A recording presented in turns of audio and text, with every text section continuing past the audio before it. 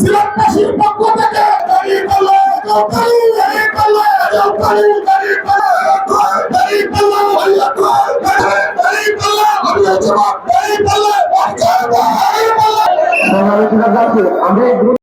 আমাদের নেতৃবৃন্দের ঘর বাড়ি বুলডোজার দিয়ে ভাঙিয়ে গুড়িয়ে দেওয়া হয়েছে।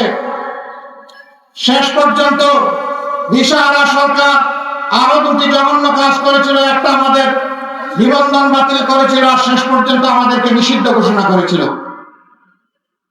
কিন্তু যখন আল্লাহ রাব্বুল আলামিন 24-এর 5ই আগস্ট এই জাতির জীবনে একটু স্বস্তি দান করলেন, আমরা কোনো মিছিল করলাম না, আমরা কোনো মিটিং করলাম না, আমরা উচ্চাসে ফেটে পড়লাম না, আমরা আল্লাহ তাআলার শুকরিয়া আদায় করার জন্য সেজদা পড়ে গেলাম যে আল্লাহ আমাদেরকে এই জগদ্দল পাথর আমাদের বুকের উপর থেকে সরিয়ে দিয়েছেন।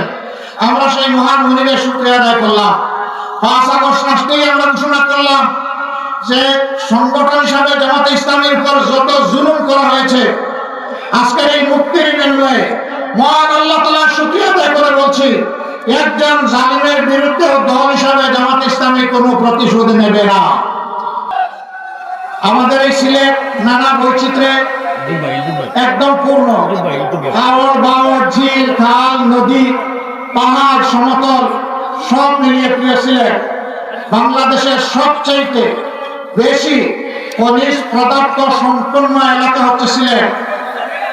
বাংলাদেশের সবচাইতে প্রবাসী নির্ভর এলাকা হচ্ছে সিলেট।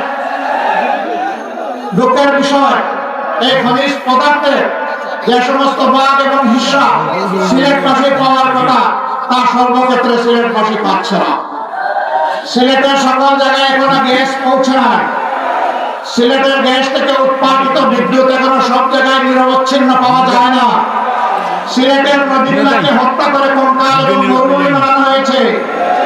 বর্ষা আসলে নদীর 2 কুল ভাঙে, নদী ভাঙনের কবলে অজস্র অসংখ্য মানুষ পড়ে। আবার শুকনা মৌসুমে নদীতে কোনো পানিই থাকে না। সিলেটবাসীর জন্য সুপেয় পানি পাওয়া এটা আলাদিনের চেরাগের মতো, বসে বসে অপেক্ষা করতে হয়। এই সমস্ত সংকটে সিলেট ভুগছে। তার পাশাপাশি ড্রেনেজ ব্যবস্থা দুর্বলতা ও প্রতুলতার কারণে বর্ষা আসলেই ডুবে যায়, ভেসে যায়। এই সবগুলো আমাদের নিত্যদিনের সঙ্গী। মদ গাঁজা সন্ত্রাস অস্ত্র এ আরেক দল অস্থির করে রাখে আমাদের সিলেটকে। অবিলম্বিত হবে, কিন্তু যদি ফেরত না দেয় রাষ্ট্র ইনশাআল্লাহ ওদের মুখের ভিতর দিয়ে হাত ঢুকে পেটের ভিতর থেকে বের করে নিয়ে আসবে। কাউকে ছাড় দেওয়া হবে না ইনশাআল্লাহ। সেই টাকা রাষ্ট্র কোষাগারে যোগ হবে। যে এলাকা যত বেশি বঞ্চিত, সেই এলাকায় সর্বপ্রথম উন্নয়নের কাজ শুরু হবে। এখানে বলা হয়েছে আগামীর বাংলাদেশে শফিকুর রহমান প্রধানমন্ত্রী হতে পারেন।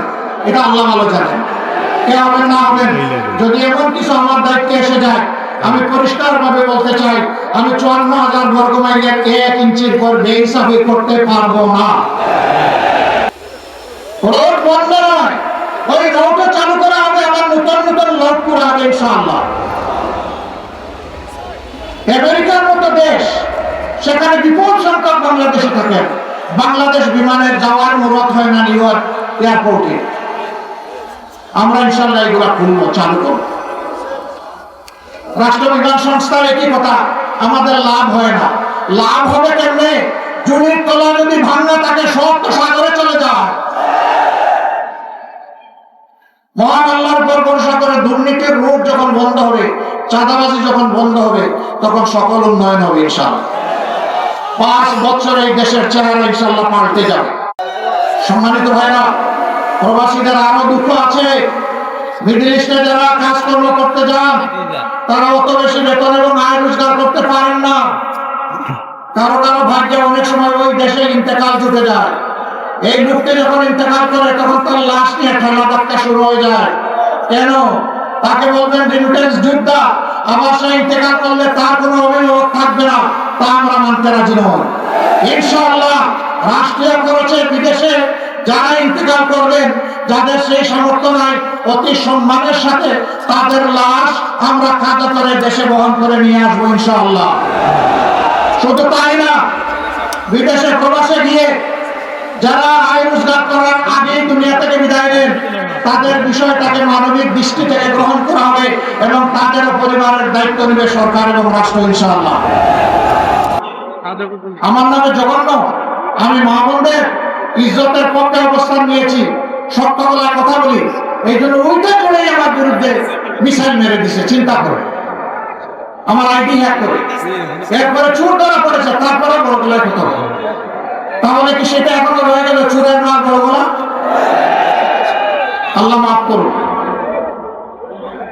সম্মানিত সিলেটবাসী, আমি আপনাদের সন্তান, আপনারা তো অনেককে সুযোগ দিয়েছেন, পরীক্ষা করেছেন, দল এবং ব্যক্তিকে যুগে যুগে।